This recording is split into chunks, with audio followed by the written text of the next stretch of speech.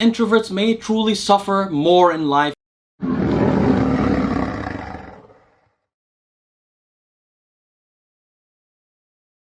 Good afternoon, friends. In this video, I'm going to tell you why your introversion predisposes you toward a life of misery and unhappiness. But before I do, please subscribe to the channel if you're not already, like the video, and comment on the video for the sake of the algorithm. Now let's get started. First of all, I wanted to let you guys know why I'm making this video. Although I find the subject that we're discussing here particularly interesting, I'm also doing this to introduce you guys to two other subjects, which I want to talk to you guys about more in the future. The first is subjective well-being. The second are personality traits. Let's define each of these now. First of all, subjective well-being is a measure that is from yourself, so it's subjective, of your happiness level. Subjective well-being is rated on a scale of 1 to 10, and it's rated over time, such that many studies are longitudinal. A lot of the research here regards statistical analysis of your results over time in relation to some correlates in your life. For example, you bought a new car. Do you rate yourself as being more happy or less happy without being asked about the car? You're asked about how do you feel today?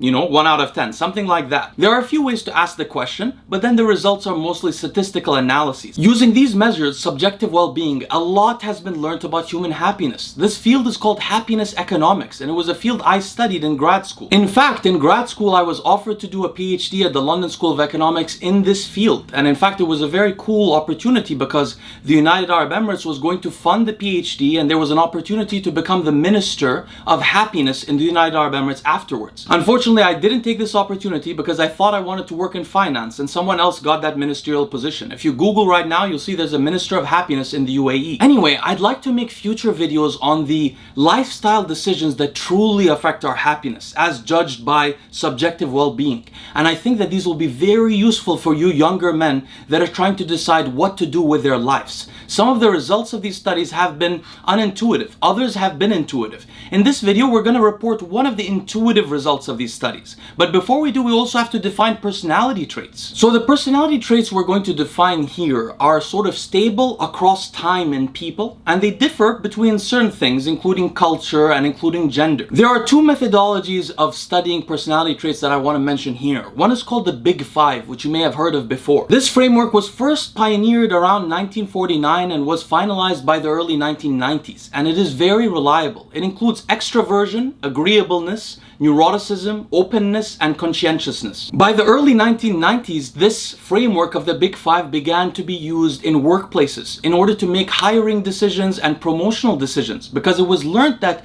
these traits highly affect how successful people are in their careers. And this was of course done by the human resources departments, which were, by the way, created originally in an effort to quell the existence of unions.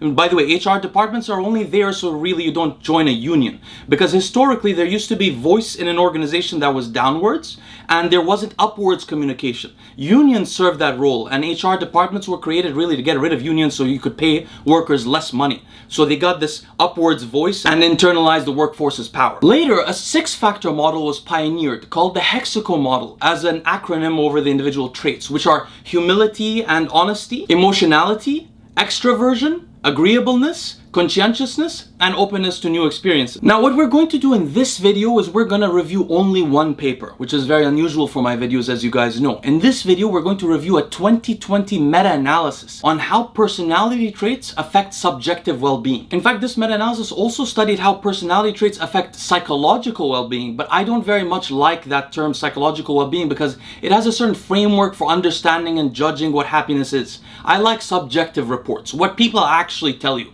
as opposed to what you decide their happiness level is. This meta-analysis included over 400 studies with over 300,000 people and showed consistent effects, which make a lot of sense. I'm going to describe them to you now. First of all, among the Big Five, neuroticism is the greatest negative predictor of happiness. In fact, neuroticism is the only negative predictor of happiness. On the other hand, extroversion and conscientiousness are both positively associated with happiness, with extroversion being the strongest one. Finally, they found that conscientiousness and agreeableness were both protective against negative affect, meaning negative emotionality, negative feelings. Whereas when these same authors studied the HEXACO model, they found that emotionality is the biggest negative predictor of happiness. And this could be because it's sort of related to neuroticism in the sense that emotionality reflects sort of instability of emotions over time and also maybe sensitivity. On the other hand, in the HEXACO model, both extroversion and agreeableness were protective against negative feelings, negative emotional feelings. Now, why might this be? It could have something to do with the nature of an introvert's life that doesn't have to do with social events. But I believe that what we're seeing here, what we're teasing out, are a person's likelihood to have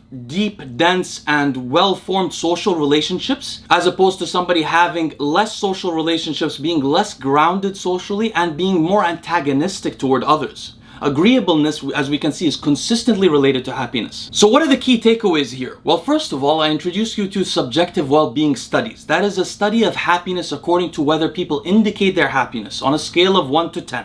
And second, I introduced you to personality traits, in particular the Big Five and the HEXACO model. We'll talk about these personality traits and subjective well-being in future videos that will be more interesting, I think. Third, your extroversion to introversion scale is the biggest personality-related determinant to your happiness in life. Such that all that recent talk regarding a certain book, but in general that introversion may be somehow useful or a gift, may be true, but introverts may truly suffer more in life and have more unhappy lives. Next, we also learned that being socially content is the biggest protective factor to protect you against unhappiness. So what are the practical takeaways from this? And these are really true from my extensive research on subjective well-being. The first is, if you want to be happier, make some close, fruitful relationships with people. You should have a close group of friends, maybe less than 10 people that you're very close to, you speak to often, you're loyal to, you trust, and so on. These very deep, valuable relationships. And second, be part of a social group. So if you're not, for example, Japanese or Arab, if you're not part of an organized social society in some way, if you're not an army member or a policeman, for example, maybe you should join some kind of organization so that you can be part of a regular social group. If you're not part of, for example, Alcoholics Anonymous, you could join, for example, the Freemasons. Some kind of group so that you're a part of a group that checks on you, that has some social norms, and that you like that group's social norms and follow them. Anyway, friends, I hope this was helpful for you, and I look forward to seeing you again tomorrow morning.